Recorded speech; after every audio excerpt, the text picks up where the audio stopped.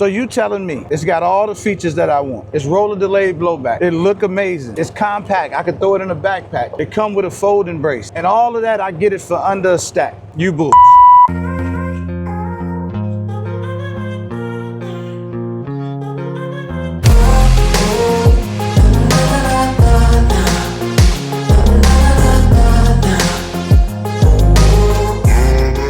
All right, y'all, so today we back with another episode of After the Hype. Big shout out to one of my dope supporters. I don't know if he wanted me to put his name out there, but he gave me the idea to start doing this series. So what is After the Hype? It's just like, you know, all these firearms come out, they hyped up like crazy, they market it, they send them out to 100 of us influencers and everybody do videos on them and they talk about how great it is and it's better than the invention of water and, you know, sliced bread and cupcakes and all that. So it's like the greatest things ever and they all hyped up, you know. I did it, my first After the Hype video, I just kind of did it as a video on the Fusion Firearms XP Pro comp. He left a comment for me and said, you should make this a series, like After the Hype. Go back and revisit some of those guns that were hyped up a lot. I thought that was a brilliant idea. Now I'm on episode 3 of After the Hype. Today, we're talking about the Springfield Kuna, if you hadn't noticed already. The Kuna was super duper hyped up. Like when I say super duper hyped up. And rightfully so, because of some of those features, man, at its price point, it was kind of hard to believe that it was what it was. So in my head, I'm thinking,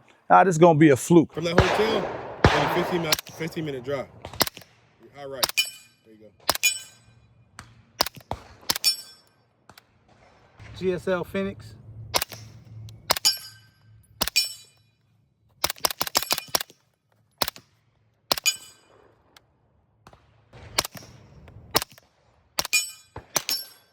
I've always been a big fan of the Grand Power Stribbog, so I'm on record saying that's the best PCC under a stack. Google the terminology. Fast forward to now, the Kuna's been rolling. You know, you still hear a lot about it.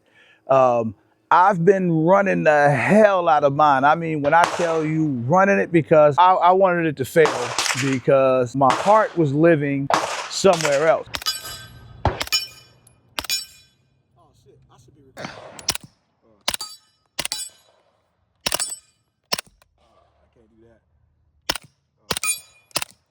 How fast can you get on the trigger? Let's see.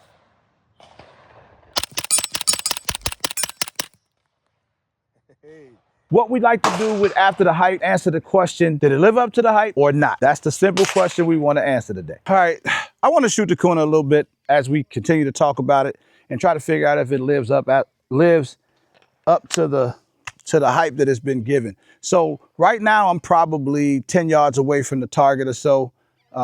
Yeah, maybe a little more than 10, but I want to shoot some shots to the target to show y'all how accurate the gun is.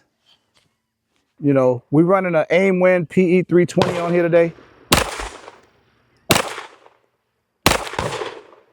Woo! I mean, I don't even have to keep shooting. I think I'm too close. 10 yards is too close. But if you know, this is a close quarters weapon, right?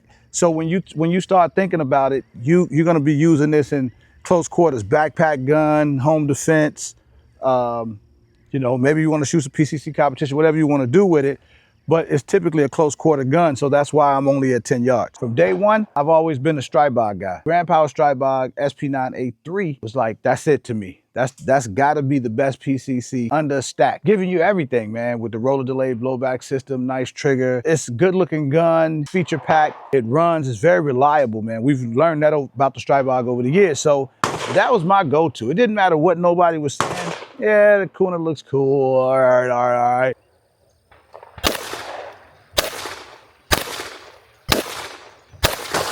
I mean, one thing for certain, when you look at the Kuna, it is an aesthetically pleasing gun. Now, right now, I got my thread protector off because I'm gonna actually slap the suppressor on here in a little bit, but it's small, it's compact. Now, this is not my final configuration of this gun. I just recently put the Aimwin, the PE 320 on here, and I plan to do some other things. I'm gonna add a light, but again, I like to run my firearms.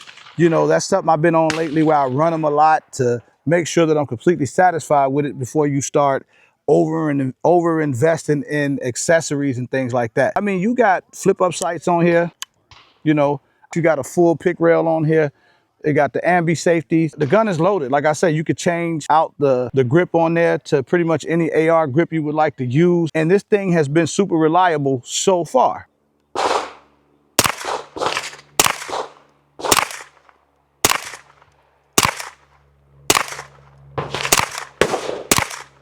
People ask me a lot about the ear pro that I use when I'm at the range.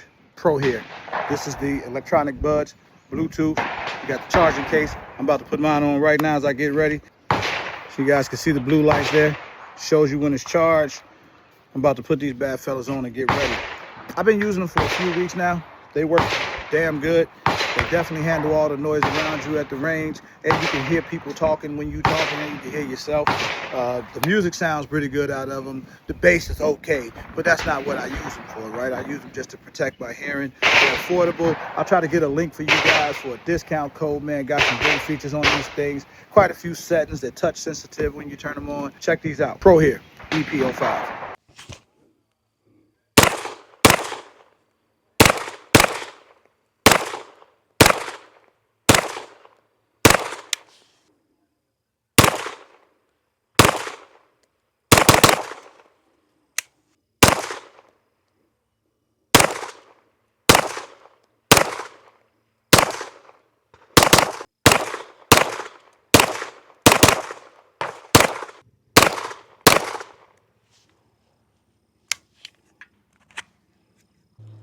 So just like with any other gun, man, there's pros and cons. Same thing with the Springfield Kuna, even after all of this time. So the pros are some of the things that you've heard me talk about along the way, right? The gun has a plethora of features, right? A plethora. You got 2 dirty 30 mags with this joint that it come with, right? You got your full pick rail and the, suppressor ready, the whole 9 yards. So you, at the end of the day, man, you have everything you need. It's roller delay, blowback. You could change out the grip. Those are all the pros. The con that I had with the gun is one that I guess some would not even think is that serious.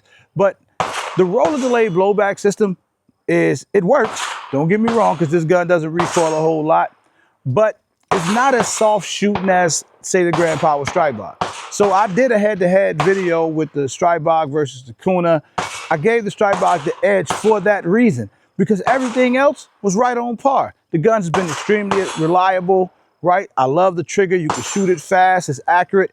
Like, it does everything it's supposed to do, and it's more compact. Now, so the question of the day is, does this firearm live up to the hype that's been around it for all this time? My answer is yes. Yes, the Springfield Kuna totally lives up to the hype. I think when you start watching the aftermarket and all this new stuff that's coming out for it, you can change the lower out so it takes Scorpion mags. You can, obviously you can switch out your brace. People are making stuff specifically for the Kuna. I've seen some Kuna setups that look absolutely amazing. People are SBRing them. They are running. They're being used just like I'm using mine. It is like one of my go-tos. I love slapping it in the backpack, taking it with me when I go on little quick road trips, and definitely keeping it loaded in the house.